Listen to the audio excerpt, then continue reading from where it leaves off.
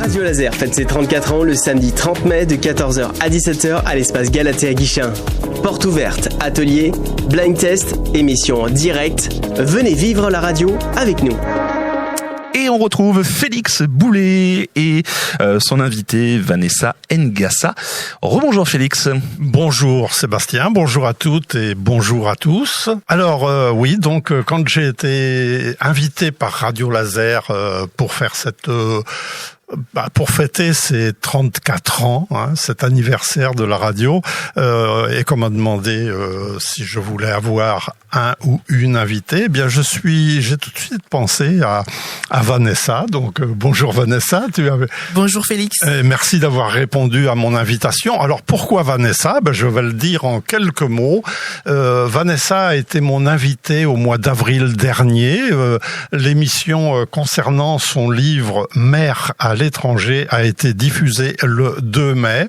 C'est une thématique fort importante que nous développons. Enfin, il y a plusieurs thématiques, mais il y en a une qui est très très importante dans ton livre, Vanessa. Et j'ai pris justement un extrait de la 4e de couve de Mère à l'étranger pour titrer un petit peu cette émission, le choc culturel dans l'éducation des enfants.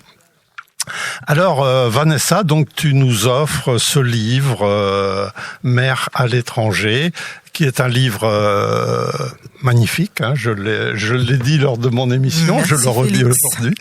Voilà. Et puis alors en même temps, alors ça c'est tout à fait anecdotique, mais nous sommes à la veille de la fête des mères. Alors on peut penser ce qu'on veut de l'institution, du déroulement de cette fête. Toujours est-il que demain, il y aura des enfants et il y aura des mamans qui seront heureuse et heureux.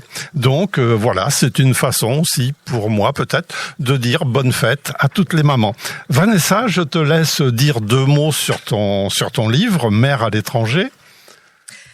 Merci Félix déjà d'avoir pensé à moi pour cette émission, c'est un honneur pour moi. Alors le livre Mère à l'étranger, je pense que le titre par la C, c'est moi, mère, et à l'étranger, c'est la France du coup. Et j'ai pensé à écrire ce livre pour déposer tout ce que j'ai vécu, tout ce que j'ai ressenti quand je suis partie de chez moi. Donc moi, je suis partie de chez moi il y a 10 ans. Je suis arrivée en France en tant qu'étudiante et puis j'ai appris à devenir une femme en France, une épouse en France, une mère en France.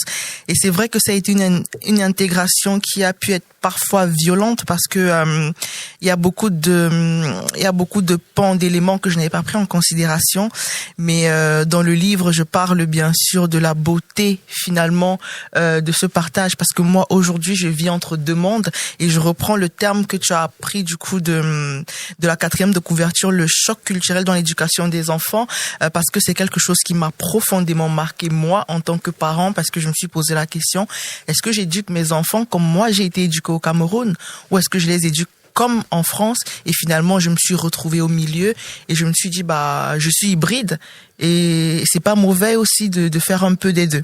Donc finalement, ce livre, ça retrace mon parcours, mais aussi celui de plusieurs femmes, d'énormément de femmes qui vivent en exil finalement. Voilà. Et donc ce livre, alors qui a plus large que le choc culturel dans l'éducation des enfants, mais le place au milieu. Je t'ai invité aujourd'hui, Vanessa, donc là on fait une brève intervention, mais nous allons nous retrouver tout à l'heure à 13h pour une émission spéciale et nous liserons, puisque c'est l'heure où est diffusée cette émission. Il y aura aussi Toufik qui vient d'arriver dans le studio. Bonjour Toufik. Bonjour Félix. Bonjour tout le monde. Et donc tu seras avec nous dans Et nous liserons, et puis également Jean-François Ménard qui viendra lui seulement à 13h. Toufik, écoute, eh bien voilà, je te présente Vanessa. As-tu une question à poser à Vanessa, ou veux-tu réagir, parce que alors des chocs culturels on en connaît tous, mais il y en a qui sont plus importants, plus violents. Sur ce sujet, Toufik, si tu as 2 mots à nous dire. C'est surtout les enfants qui se retrouvent français parce qu'ils sont nés ici en France, et puis ils ont une tradition qui est très forte, qui leur parvient de leurs parents, et ils se retrouvent un petit peu perdus parfois, si j'ose dire, avoir les fesses entre deux chaises, quoi. C'est-à-dire, ils ne sont ni de l'autre côté, ni de ce côté-là. Et ça pose un gros problème de conflit de culturel. Et c'est-à-dire d'identification. Est-ce qu'on veut être, par exemple, de tel ou tel pays, ou on veut être français? Et ça, c'est un gros problème à discuter, je pense, tout à l'heure. Oui, effectivement, mais je pense que en tant que parents aussi, c'est notre rôle, nous. Il faut qu'on puisse se stabiliser pour stabiliser nos enfants. C'est pas mauvais d'être des deux.